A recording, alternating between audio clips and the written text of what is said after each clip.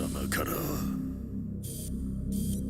全てを取り戻す。 Tekken 4 is truly an interesting one. After playing Tekken Tag Tournament in 2000, nobody was expecting another game to be released 1 year later. Most people consider the PS2 version to be the true release of Tekken Tag, but the official release was in 1999 in the arcades, as we mentioned before in the video I made talking about that game. So with another Tekken coming around the corner, people were going to be immediately excited. The series was running the world when it came to the land of fighting games, still no new Mortal Kombat games, they are pumping these things out left and right. I actually missed out on this as a kid. This will be my first time ever playing Tekken 4. In our house we had a PS1 up until around 2004-2005. We had Mortal Kombat games and Tekken 5 was out, so this game just slipped past me. I have done some research on this game in the past, being intrigued by it, wondering how it is. From my finding of this game, it's considered to be the worst in the main series by a lot of people actually, so that is not a good sign going into this. I will try to not let the negative stigma cloud my judgment of it and see how it holds up 22 years later. So far with Tekken, it has been more of a goofy, animated type of game. Most of the endings are not really much of anything honestly, having a very shallow and hard to follow story. A lot of the characters just seem random with no substance whatsoever, which is what we were expecting when it came to this release. Everyone was very wrong with that. This time around they wanted to flesh out the characters a bit more, actually adding a story battle instead of just having an arcade mode. Getting an announcer to speak over the beginning dialogue, it is much more grounded and realistic than all of the previous and actually future games too. It must have really been the serious year since Twisted Metal Black was also released in 2001, bringing that franchise into a more story-driven, mature environment. Sadly, that type of stuff will drive away a lot of people that are used to the cartoony nature of these games. Tekken 4 ended up selling less copies than Tekken Tag did by a small margin, but it's still a drop nonetheless. I wanted to go into the story mode as the goofiest character possible to see if there's any comedy to be had in a serious game like this. Or an attempt at it, I should say, since a lot of those things are just entirely subjective how you think about them. Knowing who I'm going to pick already, I saw the character roster and wow, this is very small. The only one being smaller is Tekken 3. But this is a next generation game, so it's fair to expect a lot more. Most of the classics are here, including some new ones like Steve and Marta. Christy is kind of new, but she is essentially an Eddie clone. Ling Xiaoyu was the pick for me to see if her story is serious.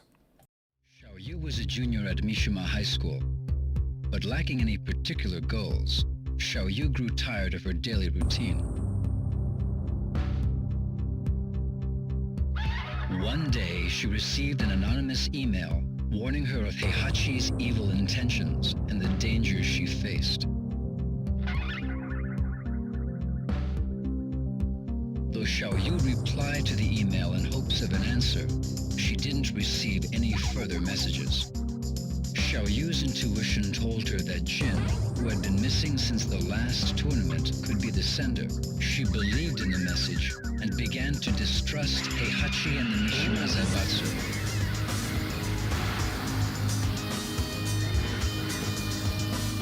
Upon hearing the announcement of the next tournament, Xiaoyu decided to enter in hopes of being reunited with Jin and to unveil the truth behind Heihachi and the Mishima Zaibatsu.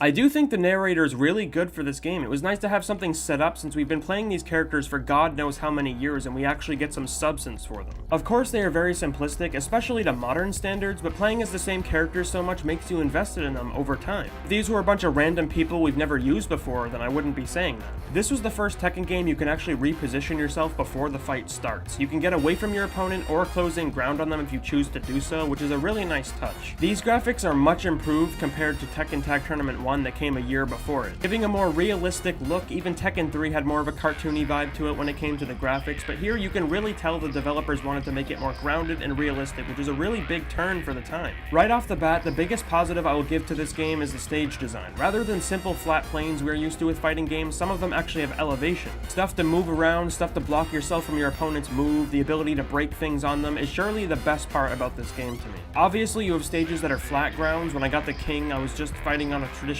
beach stage, which so far the AI have been a joke to defeat. I always play these games on medium difficulty with no practice or preparation in gameplay, only going off of memory from playing these games years ago, or with this game prior knowledge to using the character beforehand. I have not really been losing rounds at all. It kind of sucks to me when this is a cakewalk, but I'll surely get completely fucked at the 7th or 8th stage like normal, like look what happened in my Tekken Tag video. The parking garage stage is a good example of what I mean. You have pillars to go around blocking yourself from your opponent's view so they cannot hit you. To some some players, I'm sure they would say they're completely useless to be in the game, but some stages need stuff like this to stand out. Everything being the same forever may be good for some, but to most people they want a variety. Stages actually have differing sizes as well. This stage I fought Law on was very small. When stages are like this, it makes certain characters shine more depending on which stage you get, inherently making fights more interesting. On a small stage like this, characters with really good wall pressure would be insane here, since it's really easy to get someone towards that wall and keep pounding them. It was very shocking to lose it all here, but it was stage 7 after all. It was expected, honestly, like I said earlier. I felt like my performance of this character has been above average since I put him in the ground on my first try. Already being at the final boss, Heihachi is at the helm again in his adult diaper suit. This is a very interesting choice of clothing for him to wear. I don't really understand why they decided to go with this look instead of his traditional jacket from Tekken 3, you know, the brown one. That one's his best look in my opinion. He's kind of an asshole, which again is expected since he is the final boss of the game after all. Me and him had some back and forth, taking it to the third and final round, but I beat him on my first try, getting us to the end and giving us more to the Xiaoyu's story,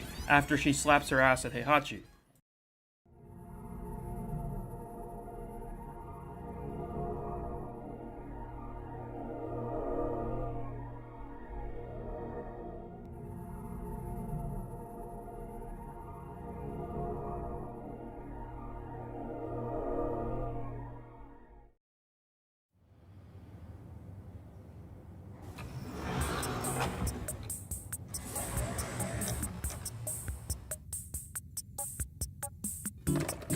やシャオ、何やってんのよこんなとこで。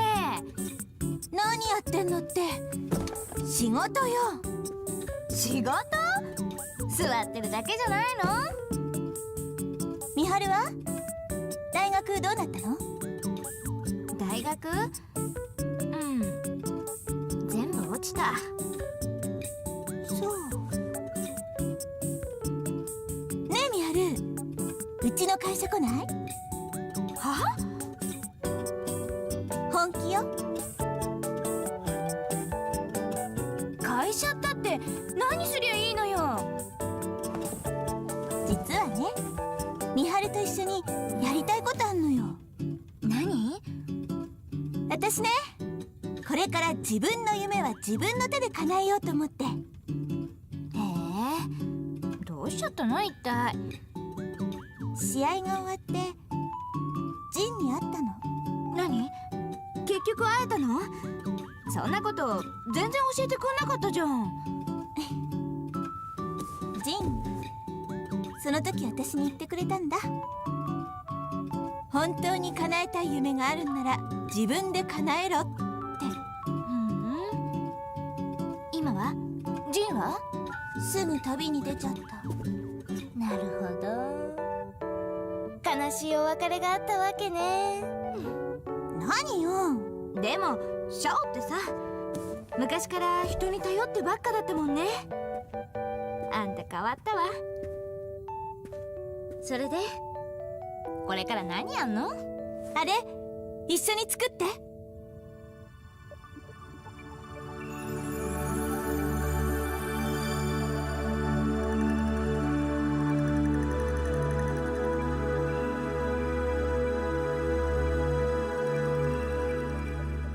Granted, it is still nonsense, but it's more serious than the story she has after this one. If you look into Paul or Marduk, you can see how messed up they are in this game. Paul has become comic relief after Tekken 4, which is very unfortunate since they had a really good character development for him in this game. As it usually goes with Tekken, we have more modes to play. We have something very similar to Deadly Alliance's Conquest mode called Training. You can pick a specific character, going down a list of moves for them to see how they feel for you. Maybe you will like how they play or how their moves perform. This is a nice addition, just a better practice mode essentially. Of course, practice mode is still in the game if you want to do that, but this is mainly for newer players to get the feel for Tekken, which is always good to help people get their foot in the game. The combat has not really changed at a face value. I'm sure there are small technical changes throughout the game, but nothing worth mentioning for a casual playthrough of Tekken 4. Even trying out some more characters, I didn't notice anything crazy, which is why the arcade run-through was simple and straight to the point. Finally, we have Tekken Force mode back again. It has been slightly improved and slightly worsened to me. You can pick whoever you want to, just like the previous version, then you load into the first stage. The controls controls are very awkward. For example, if you are facing in an up and down position, you would expect to be pressing up and down to move.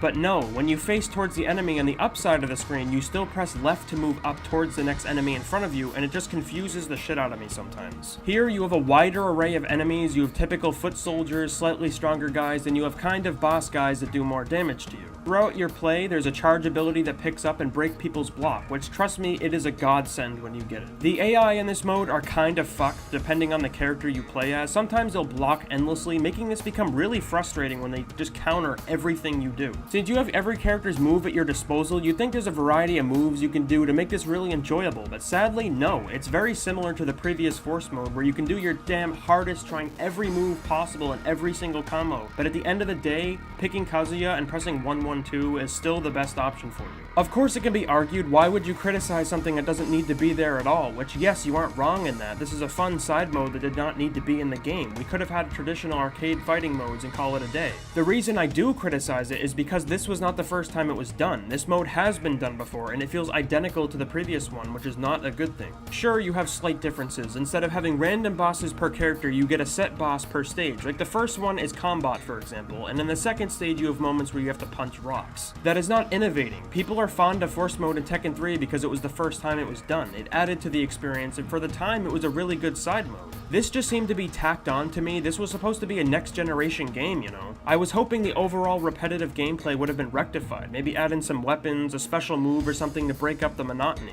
This is what beat 'em ups need. Clearly that is what this mode is supposed to be. I didn't end up finishing the mode because it's just too boring for me. The stages dragged out for way too long and became overly repetitive. At least Tekken 3's version had a secret character at the end of it to make you want to finish it multiple times. Here there is no reason to go through it, and sadly it's not fun to play either. If you had costumes, a character, or just something to earn from this mode, it would warrant playing through it, but I recommend just playing the traditional fighting stuff. Tekken 4 is a mixed bag. Fans were surely expecting more from a next generation game, but what we got was something that just didn't cut it. The stage design is very good, I will give it that, and the characters actually having a real story to build up these classic characters even more is a good touch to the game as well. It just doesn't have enough substance, a really small character roster, lack of side modes. With the last two games we had really good ones. Tekken 3 had the beach volleyball mode, and Tekken Force was really good for the time. Granted, it sucks now and pointless to play when you have Dr. B, but there was a reason to play it, and Tekken Ball was very replayable as well. Tekken Tag innovated with the tag mechanic, having plentiful amounts of fighting side modes, allowing people to play however they wanted to, 2v2 or 1v1, and Tekken Bowl mode on top of it, which was a secret mode you had to unlock. Here you get the classic finish a story mode and unlock characters thing, but that's about it. Tekken 4 backtracked in my opinion, giving less to offer than the other games. Obviously the fighting system has improved tenfold, like the fluidity of the game. It feels amazing to play, and every character has more depth and extremely fun to experience. You unlock a measly stage for finishing Tekken Force mode here. That's not worth the time investment. Story battle can be fun, but what if someone doesn't want to experience every story or just doesn't care? What else is there for you to do? I would say this is a solid Tekken game worth trying if you're curious about the stories and characters, but that is it. There is no real reason to return to this game in modern time. It just doesn't offer enough to the players. The lack of content is what kills the game for me, and to a lot of other people as well. Some did not feel having a mature setting was a good idea for the series either, which I tend to disagree since I like that a lot about Tekken 4. But don't worry, they went really far off into the deep end with the later titles.